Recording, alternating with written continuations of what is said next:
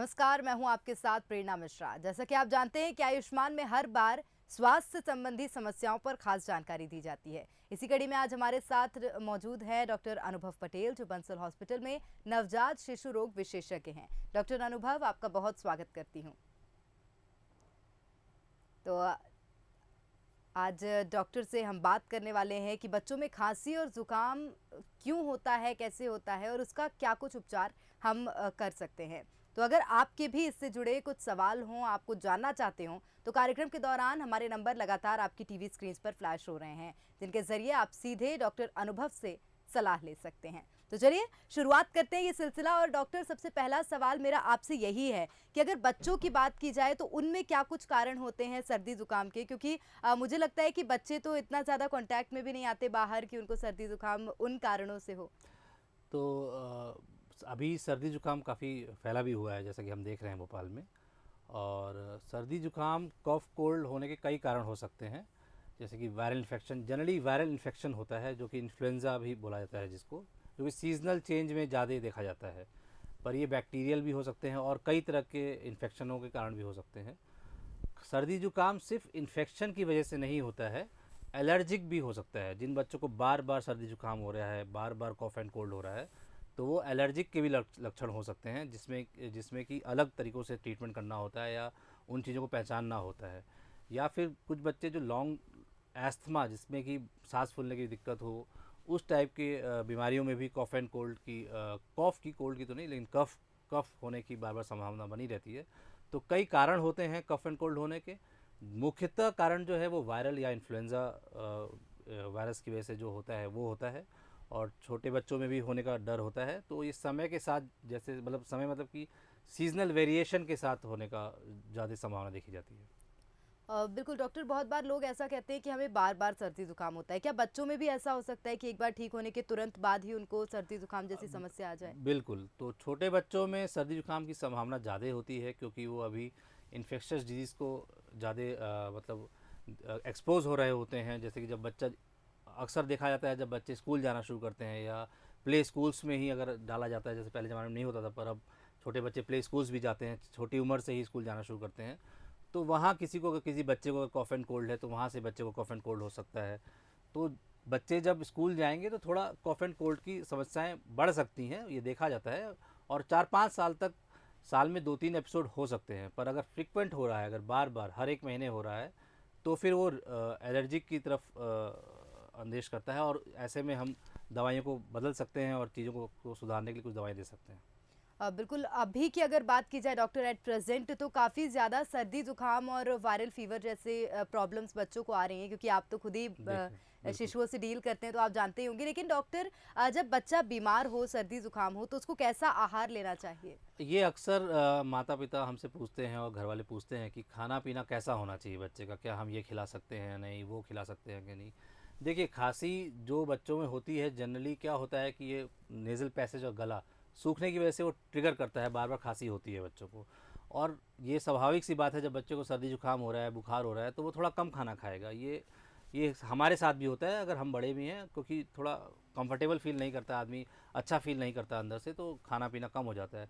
पर ऐसे में ध्यान ये रखना है कि उसको बार बार लिक्विड में कुछ देते रहें, जिससे कि गली की नमी बनी रहे। कुछ गर्म सूप दे दीजिए, उबला हुआ पानी, मतलब कि बॉयल्ड वाटर, जो थोड़ा गुनगुना पानी इसको बोलते हैं, वो दे दीजिए। अगर वो गुनगुना पानी नहीं ले रहा है तो थोड़ा शहद मिला कर दे सकते हैं। बड़े बच्चों को, 1 साल से ऊपर के बच्चों को वो दे सकते हैं, सूप्स दे सकते हैं। तो ऐसी थोड़ी थोड़ी मात्रा में थोड़ा थोड़ा पानी के रूप में कोई भी तरल पदार्थ देते रहना चाहिए। उससे सूदिंग इफेक्ट भी होता है और खांसी भी कम होती है।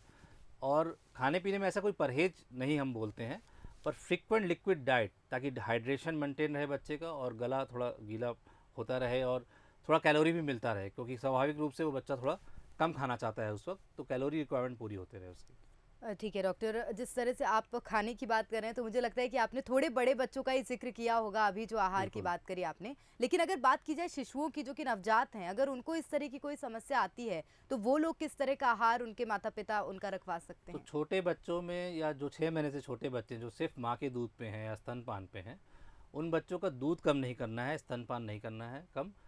फ्रीक्वेंट बार बार दूध पिलाना है, क्योंकि जितना आप बार बार दूध पिलाएंगे उतना अच्छा होगा बच्चे को। जैसा कि मैंने बताया, कैलोरी रिक्वायरमेंट मीट होगी।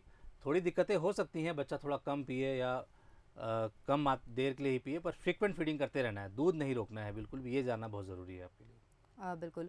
डॉक्टर, बहुत बार ऐसा होता है ब्रेस्ट फीडिंग की जब हम बात कर रहे हैं तो बहुत बार बच्चों को पाउडर का इस्तेमाल करके और उनको फीड किया जाता है, बिल्कुल। तो क्या वो सुरक्षित है? और जब बात की जाए बीमारी की, जब बच्चा सर्दी जुकाम जैसी समस्या से जूझ रहा है तो क्या उस दौरान पाउडर का फीड करना सुरक्षित रहेगा? तो अगर माँ का दूध आ रहा है तो माँ का दूध ही देना चाहिए। डायरेक्ट ब्रेस्ट फीडिंग मतलब छाती से लगा के ही स्तनपान करना चाहिए। अगर आपको ऐसा लग रहा है कि नहीं, थोड़ा बच्चे का पेट नहीं भर पा रहा है, बार बार दिक्कत हो रही है, तो आप अपना ही दूध निकाल के, छाती का दूध निकाल के, स्तन का दूध निकाल के वो दे सकते हैं। उसके बावजूद अगर आपको लगता है कि दूध पूरा नहीं हो पा रहा है, बच्चा भूखा रह रहा है, हमारा दिक्कत हो रही है, तो फिर आप फार्मूला फीड, डब्बे का दूध जो होता है, उसको यूज़ कर सकते हैं। लेकिन उसमें किस तरह से उसको बनाना है सेफ्टी से, उसमें सब इंस्ट्रक्शंस दिए होते हैं, सारी उसमें जानकारियाँ रहती हैं, उस हिसाब से ही बनाएं, उसके बाद ही दें।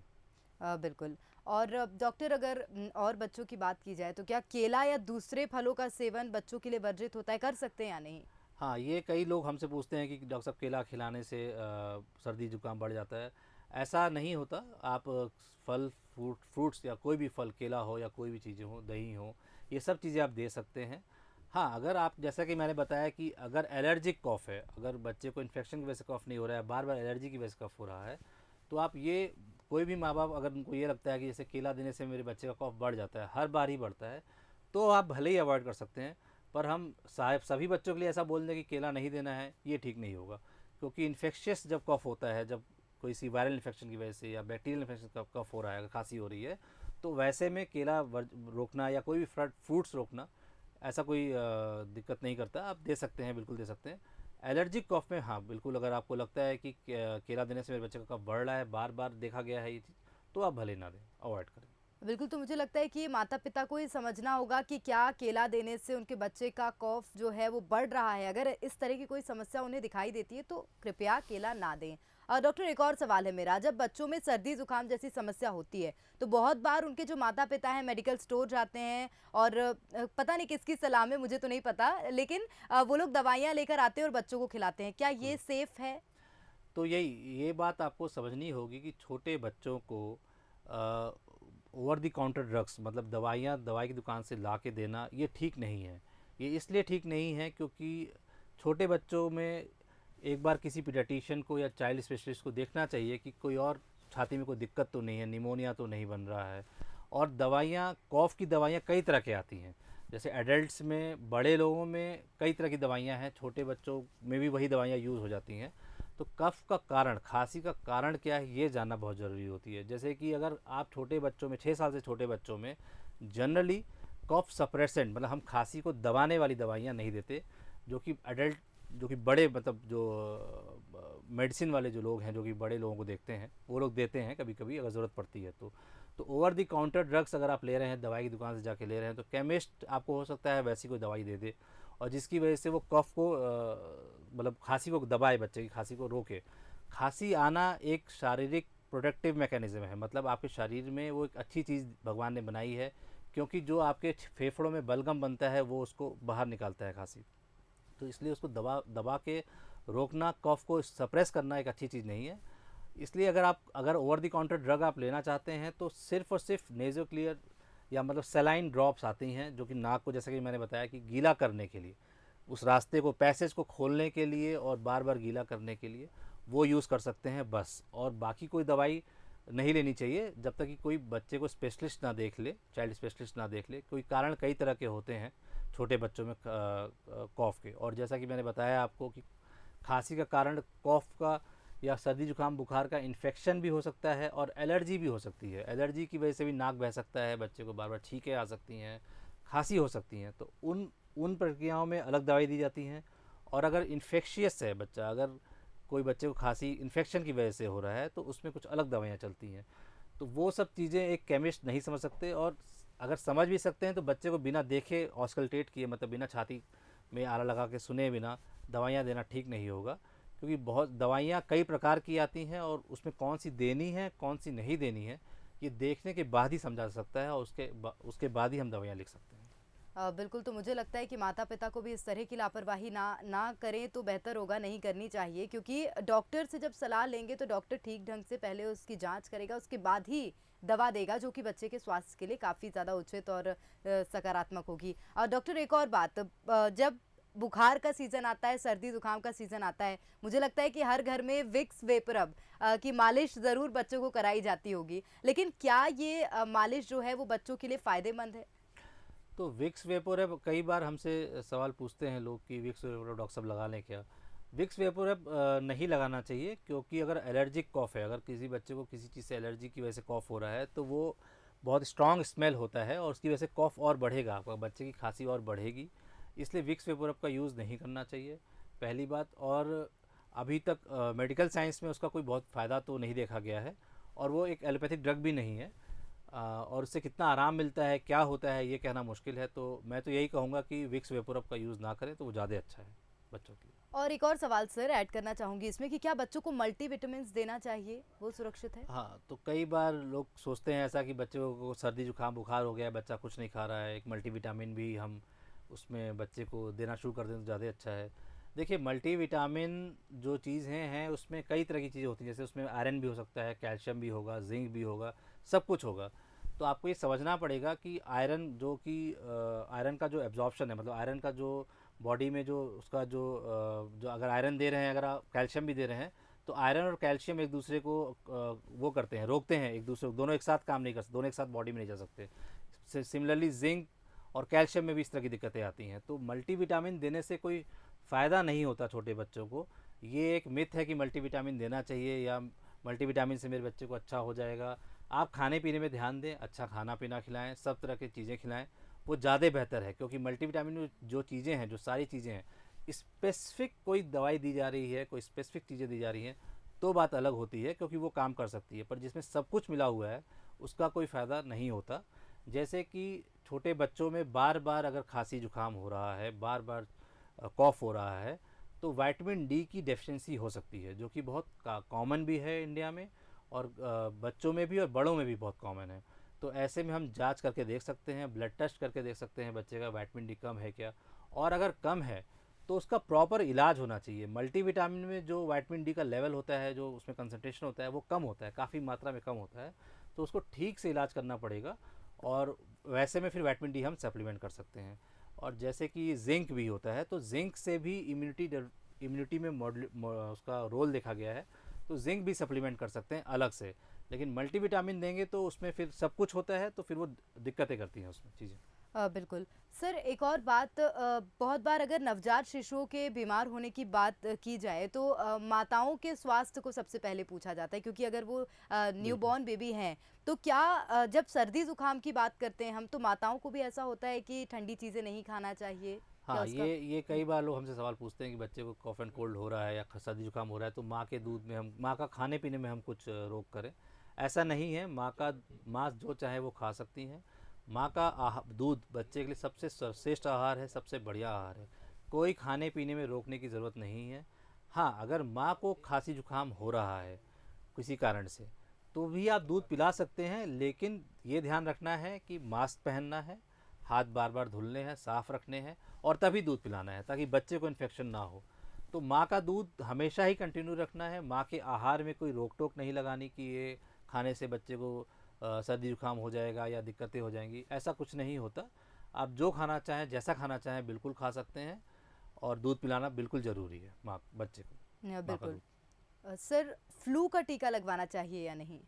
हाँ, तो फ्लू का टीका बिल्कुल लगवाना चाहिए। हाँ, आपको ये बात समझना पड़ेगा कि फ्लू लगवाने से ऐसा नहीं होता कि बच्चे को कॉफ़ एंड कोल्ड नहीं होगा। ये चीज़ आपको समझनी पड़ेगी, क्योंकि फ्लू में हर साल वर्ल्ड हेल्थ ऑर्गेनाइजेशन हर साल फ्लू के टीके को बदलती है, देखती है कि किस रीजन में कौन सा इन्फेक्शन होने का डर ज़्यादा है, उस हिसाब से फिर वो फ्लू का टीका बनता है। तो उसमें 3-4 वायरसेस से बचने की संभावना तो होती है, पर सबसे बचने की संभावना नहीं होती है। इसका मतलब ये नहीं कि वो शॉट लगाने नहीं, फ्लू शॉट लगाने से वो जो कॉमन कॉफ़ एंड कोल्ड के इन्फेक्शन होते हैं वो बिल्कुल कम होते हैं। बार बार बच्चे को अगर खांसी जुकाम हो रहा है तो लगवाना ही चाहिए। और 5 साल से छोटे बच्चे को, सारे बच्चों को हर एक साल वो फ्लू का शॉट लगाना चाहिए, ताकि बच्चे को कॉफ़ एंड कोल्ड की समस्याएं थोड़ी कम हो। लेकिन इसके साथ साथ आपको ये भी समझना पड़ेगा कि ऐसा नहीं होगा कि हमने फ्लू शॉट लगा दिया तो बच्चे को कफ कोल्ड होगा ही नहीं। हो सकता है, फिर भी हो सकता है, सीवियरिटी कम होगी, चांसेस जो बार बार होने के चांसेस हैं या ज़्यादा होने का जो डर है वो कम होगा। तो फ्लू शॉट बिल्कुल आप लगवाइए और हर साल लगवाना चाहिए वो चीज़। बिल्कुल। अब सर एक और सवाल है मेरा, बहुत बार अगर नवजात शिशुओं की बात की जाए तो उन शिशुओं में सर्दी ज़ुकाम के लक्षण पाना काफ़ी ज़्यादा मुश्किल हो जाता है, क्योंकि मुझे लगता है कि बहुत बार जो नवजात शिशु होते हैं, जन्म लेने के कुछ दिन बाद उनको छींक-वीक आती है, तो बिल्कुल। कैसे पता लगाएँगे कि ये सर्दी ज़ुकाम के लक्षण हैं या तो नहीं? छींक आना छोटे बच्चों में एक नॉर्मल प्रक्रिया है। Sneezing is absolutely normal in newborn babies. तो उसमें कोई परेशान होने की बात नहीं है। जैसा कि मैंने आपको बताया कि अगर ये नाक से लेके गले तक अगर ये एरिया पूरा सूखेगा तो बार बार उसको इरिटेशन होगी, इरिटेशन की वजह से बार बार बच्चा छींकेगा। इसलिए वो सलाइन का जो ड्रॉप्स होते हैं जो कि आप ले सकते हैं, वो सेफ़ भी है बिल्कुल, वो आप बार बार नाक में डाल सकते हैं। कितने बार भी डालेंगे कोई फ़र्क नहीं पड़ता, हर बार दूध पिलाने से पहले डालिए, क्योंकि नाक अगर थोड़ा भी बंद होगा छोटे बच्चों का तो उनको सांस लेने में दिक्कत होगी, फिर वो दूध छोड़ेंगे, घर घर की आवाज़ आएगी। तो ये सब कुछ छोटी मोटी चीज़ें हैं, घरेलू चीज़ें, घरेलू मतलब कि घर पे आप रहते हुए ये सब चीज़ें कर सकते हैं। पर अगर बच्चा सुस्त हो रहा है, सांस तेज़ चल रही है, बार बार खांसी हो रहा है, दूध कम पी रहा है, तो ऐसे में अस्पताल ज़रूर आके दिखाना चाहिए, क्योंकि कोई चीज़ें सीरियस चीज़ें मिस हो सकती हैं। बिल्कुल। सर सवाल आपसे और लूँगी, लेकिन उससे पहले हमारे साथ एक कॉलर जुड़ गए हैं, आशीष नाम है उनका, पटना से। आशीष, आपके जो भी सवाल हो आप डॉक्टर से पूछ सकते हैं। हेलो। हेलो। हाँ डॉक्टर साहब, पूछना ये था कि मेरा बच्चा जो है 1 साल 10 महीने का है, ठीक है। बिल्कुल। तो हाँ। बच्चा जो है वो हर समय मतलब वोमिटिंग जैसा फील करता है। बिल्कुल। तो उसके लिए हमको क्या करना होगा? नहीं, तो इसमें देखना होगा कि बार बार उल्टियाँ हो रही हैं या नहीं हो रही हैं। अगर उल्टियाँ हो रही हैं जी जी। तब तो कारण अलग हैं, और वॉमिटिंग जैसा खाली फीलिंग हो हाँ। रहा है तो और कई कई तरह के कारण हो सकते हैं। और भी कई चीज़ देखनी होंगी, बच्चा खाना पीना ठीक से खा रहा है कि नहीं खा रहा है, वज़न बढ़ रहा है या नहीं बढ़ रहा है, समय से विकास हो रहा है कि नहीं हो रहा है। अगर ये सब चीज़ें ठीक हैं, समय से विकास हो रहा है, बच्चा विकसित ठीक से हो रहा है, बच्चा वज़न ठीक से बढ़ रहा है, खाना पीना खा रहा है, तो फिर कुछ ज़्यादा करने की ज़रूरत नहीं है। पर अगर बच्चे को बार बार उल्टियाँ हो रही हैं, बार बार उल्टी जैसा उबकाई आ रही है, तो एक बार किसी शिशु विशेषज्ञ को दिखाइए। वो देख के ज़्यादा अच्छे से समझ पाएंगे कि दिक्कत क्या है। बिल्कुल, तो मुझे लगता है कि आशीष आपको आपके सवाल का जवाब मिल गया होगा, और सबसे पहले तो आप जाइए और किसी शिशु रोग विशेषज्ञ को दिखाइए, क्योंकि वो बहुत ज़रूरी है। उसी के बाद समस्या का असली कारण जो है वो पता चल पाएगा। डॉक्टर, अगला सवाल आपसे लेना चाहूँगी। बहुत बार होता है कि बच्चे को हम ध्यान देते हैं, बच्चे के हेल्थ पे ध्यान देते हैं, लेकिन आस-पास के वातावरण को भूल जाते हैं। क्या आस-पास के वातावरण की सफाई भी उतनी ही महत्वपूर्ण है बच्चे के स्वस्थ रहने में? बिल्कुल, बिल्कुल। जैसा कि मैंने आपको बताया, खाँसी जुकाम में एलर्जिक खाँसी जुकाम भी बहुत कॉमन होता है, जो कि कॉमनली मिस्ड होता है, और लोग सोचते हैं कि बार-बार बच्चे को इन्फेक्शन हो रहा है। एलर्जी की वजह से अगर खाँसी जुकाम हो रहा है तो आपको साफ़-सफ़ाई, जैसे कि आपके जो सोफ़ा हैं, जो आपके कर्टन्स हैं, पर्दे हैं, उनको बार-बार वैक्यूम करना पड़ेगा, डस्ट निकालनी पड़ेगी। या घर में कभी-कभी पेट्स होते हैं, जैसे डॉग्स हो सकते हैं, कैट्स हो सकती हैं, तो अगर उनसे भी इन्फेक्शन हो सकता है। तो अगर एलर्जिक कफ है, अगर एलर्जी की वजह से बच्चे को बार बार खांसी हो रहा है, तो आसपास की चीज़ों में ध्यान देनी पड़ेगी, देखना पड़ेगा कि किसकी वजह से उस बच्चे को वो खांसी ट्रिगर हो रही है या बार बार खांसी हो रही है। वो ट्रिगरिंग फैक्टर आपको घर से हटाना पड़ेगा। जो कॉमन ट्रिगरिंग फैक्टर्स हैं, जैसे कि धूल है, तो अब बाहर की धूल को तो आप नहीं रोक सकते, पर घर में बार बार चीज़ों को साफ़ करें। तकिया जिस पे बच्चा सोता है, बिस्तर, उसको ठीक से साफ़ करके सुलाएं। बेडशीट बार बार चेंज करें, हर दूसरे तीसरे दिन बेडशीट चेंज करें ताकि धूल ना रहे। बच्चों के सॉफ्ट टॉयज़ होते हैं, उनको साफ़ रखें, क्योंकि उसमें भी धूल हो सकती है, उससे भी बच्चे को बार बार खांसी हो सकती है। पिलोज़ आपके हो गए, बेड शीट्स हो गए, सोफ़ा कवर हो गया, कर्टन्स हो गई, इन सब चीज़ों का ध्यान दें। तो ये सब चीज़ साफ़ सफाई रखनी चाहिए, बिल्कुल बहुत ज़रूरी है ये चीज़। बिल्कुल, तो आसपास साफ-सफाई रखना बहुत महत्वपूर्ण है। अगर आप अपने बच्चे को स्वस्थ रखना चाहते हैं, तो आसपास का जो वातावरण है, माहौल है, उसको निश्चित और अनिवार्य रूप से साफ-सुथरा रखें। सर, एक और सवाल है मेरा, सर्दी-ज़ुकाम अगर होती है, तो उनके किन लक्षणों पर हमें ध्यान देना चाहिए और ज़रूरी होता है ध्यान देना? तो हाँ, अगर आपको बच्चे को सर्दी जुकाम हो रहा है तो कुछ डेंजर साइंस होते हैं, कुछ ऐसे लक्षण होते हैं जिसमें कि अस्पताल आपको तुरंत आना चाहिए, चाहे दिन हो या रात हो। जैसे कि सांस तेज़ चलना, सांस अगर बहुत तेज़ चल रही है, पसलियाँ चल रही हैं, तो वो एक ठीक लक्षण नहीं है। बच्चे का भूख खाना नहीं खाना, बिल्कुल थोड़ा रिडक्शन, थोड़ा खाना कम कर सकता है बच्चा, पर बिल्कुल ही अगर बच्चा नहीं खा रहा है, बिल्कुल पानी, जैसे कि मैंने आपको बताया, अगर खाना नहीं खा पा रहा है तो सूप दे सकते हैं, जूसेस दे सकते हैं और गर्म पानी दे सकते हैं। अगर ये सब भी नहीं ले रहा है, ये एक लक्षण हो गया। तीसरा, हाई ग्रेड फीवर, बहुत तेज़ बुखार आ रहा है, 102 103 बुखार आ रहा है, तो वो भी एक लक्षण ठीक नहीं है। चौथी चीज़ है, अगर बच्चा सुस्त हो रहा है, बच्चा एक्टिव नहीं है, थोड़ा एक्टिविटी कम हो सकती है, थोड़ा बच्चे की एक्टिविटी कम हो सकती है, क्योंकि बच्चे को खांसी है, बुखार है, तो थोड़ी कम कर सकते हैं। पर अगर बहुत सुस्त हो रहा है तो ये 4-5 ऐसे सिम्टम्स हैं या ऐसे लक्षण हैं कि अगर ऐसी कुछ चीज़ें आप देखते हैं तो उसको अस्पताल लेके आना चाहिए, चाहे दिन हो रहा हो चाहे रात हो रहा हो। सुबह का वेट मत कीजिए, रात में भी अगर अस्पताल आना चाहें तो आप आ सकते हैं, और आना भी चाहिए, क्योंकि ऐसे में आप बच्चे को, अगर हम रात भर छोड़ दें और बच्चा सीरियस हो जाए तो वो ठीक नहीं होता। बिल्कुल सर, इस दौरान मुझे लगता है कि बहुत से जो बच्चे हैं, चाहे वो नवजात शिशुओं की बात की जाए या थोड़े बड़े बच्चों की, लेकिन बीमार काफ़ी ज़्यादा हो रहे हैं, सर्दी ज़ुकाम और बुखार, तो मुख्य रूप से उसका क्या कर रहे हैं? हाँ, तो अभी बच्चे बहुत ज़्यादा कफ एंड कोल्ड हो रहा है, जो हमने भी देखा है, काफ़ी फैला हुआ है ये कफ एंड कोल्ड। तो ये probably influenza cough and cold होगा या कोई वायरल इन्फेक्शन की वजह से कफ एंड कोल्ड हो रहा है। ऐसे में बच्चे को, जैसे कि मैंने आपको बताया, हाइड्रेशन, बार बार पानी का देना या कुछ तरल पदार्थ देना, उसको ये ध्यान रखना है आपको।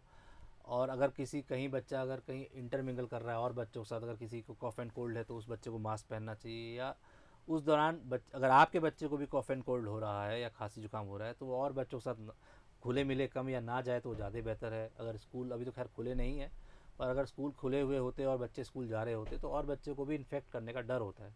तो कभी भी अगर ऐसा हो रहा है कि बच्चों को कॉफ़ कोल्ड हो रहा है या सर्दी जुकाम हो रहा है, तो और बच्चों के साथ सोसाइटी में अगर जा रहे हैं बाहर खेलने के लिए तो ना खेलें। जिनके बच्चों को हो रहा है वो बच्चों को, अपने बच्चों को कुछ दिन आराम दें, बाहर ना भेजें। तो ये सब कुछ चीज़ें ध्यान देनी है।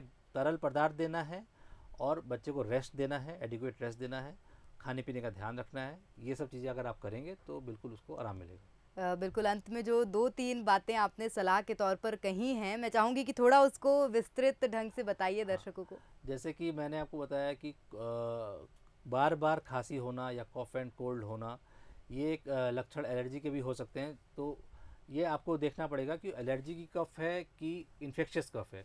तो अगर इन्फेक्शियस कफ है तो बच्चों को इंटरमिंगल नहीं करना चाहिए। अगर एलर्जिक कफ है तो फिर उसमें और बच्चे इन्फेक्ट नहीं हो सकते, क्योंकि वो इन्फेक्शन की वजह से नहीं होता है। तो ये धीरे धीरे पेरेंट्स को समझ में आ जाता है कि एलर्जिक कफ है, और हम भी जब बार बार देख रहे होते हैं बच्चों को समझ में आता है कि ये एलर्जी की वजह से कफ हो रहा है या किसी इन्फेक्शन की वजह से कफ हो रहा है। और इन्फेक्शियस कफ में भी जैसा कि हमने देखा है कि लोग एंटीबायोटिक भी दुकान से लेकर आ जाते हैं और एंटीबायोटिक दे देते हैं, और जब हमारे पास आते हैं तो हम तो डॉक्टर साहब पहले से ही एंटीबायोटिक दे रहे थे, तब भी ठीक नहीं हो रहा। तो एंटीबायोटिक नहीं देनी है जब तक कि इंडिकेटेड ना हो। वायरल डिजीज़ में एंटीबायोटिक का कोई रोल नहीं है, कोई काम नहीं है। तो एंटीबायोटिक देने के स्पेसिफिक कंडीशंस होती हैं, जब डॉक्टर को ऐसा लगेगा कि हाँ बैक्टीरियल टाइप का इन्फेक्शन लग रहा है, कुछ और प्रॉब्लम लग रही है, तभी दें। एंटीबायोटिक वायरल इन्फेक्शन का कोई निदान नहीं है। तो कुछ 2-4-5 बातें जो समझने की हैं इसमें, यह है कि दवाइयाँ अपने मन से ख़रीद के ना दें, क्योंकि वो बच्चे को और हार्म कर सकती हैं। जैसे कि मैंने आपको बताया कि अगर आप कफ सप्रेसेंट दे रहे हैं, बच्चे का कफ दबाने वाली जो दवाइयाँ होती हैं अगर वो दे रहे हैं, तो निमोनिया होने का या और भी कई तरह की दिक्कतें होने का डर बढ़ता है उन बच्चों में। दूसरी चीज़, अगर एलर्जिक कफ है तो दवाइयाँ अलग होती हैं, इन्फेक्शियस कफ है तो दवाइयाँ अलग होती हैं, तो वो एक बात समझनी है। तीसरी बात है एंटीबायोटिक। अगर एंटीबायोटिक दे रहे हैं तो उससे कफ में कोई फ़र्क नहीं पड़ेगा, ये बात आपको समझनी पड़ेगी। तो इसलिए एंटीबायोटिक भी अपने मन से ख़रीद के ना दें। और जहाँ तक आप देखेंगे, मोस्ट ऑफ द जो चाइल्ड स्पेशलिस्ट हैं, बहुत सारे ही लगभग एंटीबायोटिक कम लिखते हैं। इसीलिए कम लिखते हैं क्योंकि जनरली जो बच्चों में भी कफ होता है या खांसी होती है वो वायरल होता है, इसलिए वो कफ एंटीबायोटिक कम लिखी जाती है। अगर लगता है कि हाँ इन्फेक्शियस है तो ब्लड टेस्ट करके देखते हैं, अगर ब्लड टेस्ट में भी लगता है कि हाँ इन्फेक्शन है तो हम देते हैं। तीसरी चीज़, खाने पीने का ध्यान देना है। कोई भी चीज़ रोकनी नहीं है बच्चे की, जो उसको पसंद हो आप दे सकते हैं। हाँ, ठंडी चीज़ें ना दें क्योंकि उससे ट्रिगर हो सकता है। ठंडी का मतलब होता है कि जो खाने की वस्तु ठंडी की गई है, जैसे कि आइसक्रीम, दैट कैन ट्रिगर कॉफ, गले में ट्रिगर कर सकती है। ठंडे का मतलब ये नहीं होता कि दही ठंडी, जिसकी तासीर ठंडी मानी जाती है, वैसा नहीं हम मानते। जैसे कि बात हो रही थी कि केला देना है या नहीं देना है। केला आप बिल्कुल दे सकते हैं, सब तरह के फल भी दे सकते हैं। हाँ, कोई ऐसी चीज़ हो, कोई ऐसा खाना हो जिससे कि बच्चे को कॉफ़ बार-बार हो रहा है, तो वो भले ही अवॉइड करना है। ठंडी चीज़ें ना दें और तरल पदार्थ ज़्यादा दें उसमें। बिल्कुल। तो कई अहम बातें डॉक्टर ने बताई हैं, ठंडी चीज़ें ना दें, तरल पदार्थ ज़्यादा दें और एंटीबायोटिक बिना डॉक्टर की सलाह के ना दें। बहुत शुक्रिया डॉक्टर तमाम जानकारियाँ साझा करने के लिए। तो आज डॉक्टर अनुभव ने हमारे साथ कई जानकारियां साझा की हैं। निश्चित रूप से आपको सभी सवालों के जवाब मिल ही गए होंगे। बच्चों की देखभाल में बिल्कुल भी लापरवाही ना करें। इसी के साथ हमारी खास पेशकश में फिलहाल इतना ही। कल फिर हाजिर होंगे एक नई स्वास्थ्य संबंधी समस्या को लेकर, साथ ही बताएंगे उसके उपाय। तब तक के लिए दीजिए इजाजत।